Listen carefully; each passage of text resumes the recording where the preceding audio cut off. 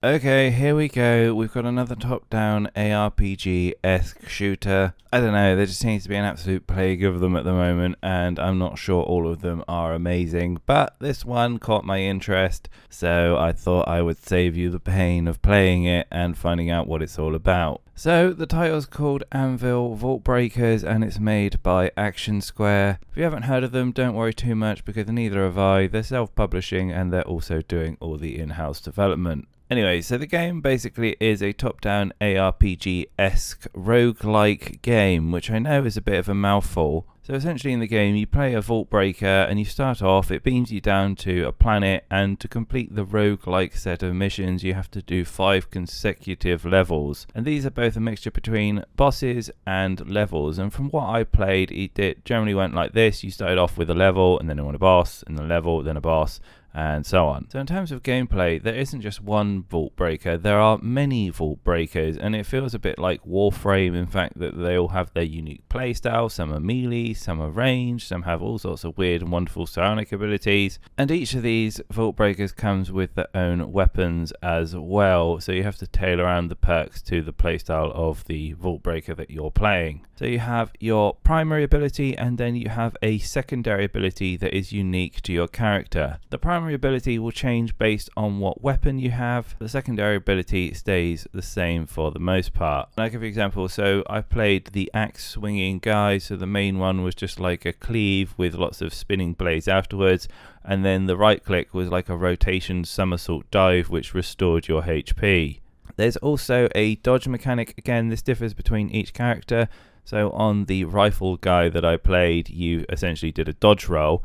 However, on the melee abilities, you actually put up a shield. But what does overlap is that if you use your dodge ability or your shield ability at the right time, then you get a special perk which you can power up later on through the levels. You also get a big cooldown ability, which is usually some sort of massive AoE strike. For the ranged class that I played, it made you invincible and then summoned a load of rocket missiles down around you. And then for the axe swinging guy, then you got to summon down a load of hammers and cleave in front of you. And from there, it's just a case of going into the arena and gunning down everything in front of you. Each of the levels end with you selecting this power box, which basically allows you to upgrade a certain ability or a playstyle in true roguelike fashion. Now, there are some other upgrade options as well. So you've got your shopkeepers, which allow you to buy additional weapons. Additionally, there's also an option to upgrade something specific to your class, because the general smaller queues were for like upgrading like on hit armor and giving you extra HP, whereas the other main upgrades were more about your special abilities tailored to your specific vault breaker that you're playing. In terms of the gameplay itself, it was fun, it was smooth, it was fast paced, it kept you going from one zone to another, it never really kind of delayed you. There were lots of different mob types as well, so you had to kind of really mix up your playstyles, and there's lots to, keep your eye on, so if you're a fan of bullet hells, then this could be right up your street. The game is really easy on your eye as well. It's got loads of vibes of Spaceship Troopers with big juicy bugs all over the place, but it mixes in with different mechanoids and all sorts, and really keeps you on your toes. Honestly, it feels a bit like a roguelike ARPG mixed with Unreal Tournament. In fact, even the music in the background, I swear I reminisced from various Unreal levels, so I don't know if it's just stock assets that they've taken or they've just gone for that general vibe, but I was all for it. I enjoyed it. It really added to the decor. So, like in true roguelike fashion, these kind of games need some progression to keep going. Now, there are 12 breakers that you can unlock with all their own unique playstyles. Now, there's also something called Toy Workers, which I didn't actually get a chance to unlock, but they look like they're little pets that follow you around and give you some additional buffs and stats depending on which one you pick. And there is also a rudimentary, fairly basic, but nonetheless talent tree that you can use to upgrade all of your breakers, and these include things like giving them extra HP and damage and defense, etc. Now, in terms of worlds and levels to go through and do bits and pieces, there were 3 on the trailer. They all ranked from 1 to 3 stars.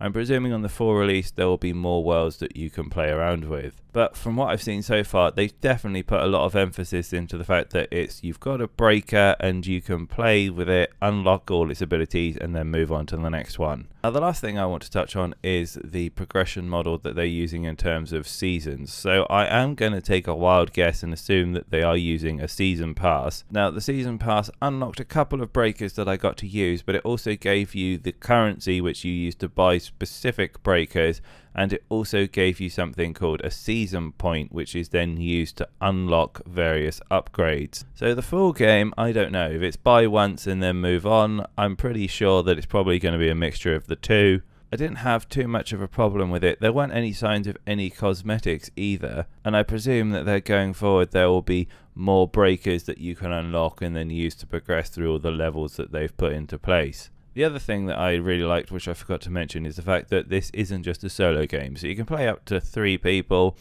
and you can mix and match the playstyles with your breaker. So you could have a melee of 2 range, or go for a full melee cleave. But as far as I'm aware, there aren't too many roguelikes out there that do have multiplayer support, so this was a little bit refreshing. Now, my only main criticism for this, and maybe just comes down to my own personal enjoyment of the games. So while each breaker is unique and you go through the level and you unlock different weapons and you end up with a different breaker than what you started with, I did 3 full runs to complete the first level, and I gotta say, come the 3rd run, I was a little bit tired of just running through and repeating the same stages over and over again. And I think where this differs from like normal roguelikes is, say if you take something like Slay the Spire, your cards are predominantly very different and it shoehorns you to play in a different style because of what you get. Here you are, for the most part, doing the same sort of activities. So I think this played with friends could be really, really good, but I just don't know. I feel like I would get tired of it eventually, playing it over and over and over again. And I think this is why they've really gone with like so many different breakers, because you then have the different options to mix it up and play the way that you want to. And the breakers are incredibly pretty. They all look like something out of Gundam, to be honest. But until then, I have to wait until it comes out on a full release. The game is free on Steam at the moment, so you can play the demo, and I highly recommend giving it a go. I mean, it's only going to take you 20 minutes to run through and get an idea of how it feels, and maybe it'll be something that you enjoy. I mean, if you like Hellbreakers, then I think this will be right up your street. But anyway, that's all for this one, really. I hope you have a great day, everyone, and I'll be back with more news and reviews soon.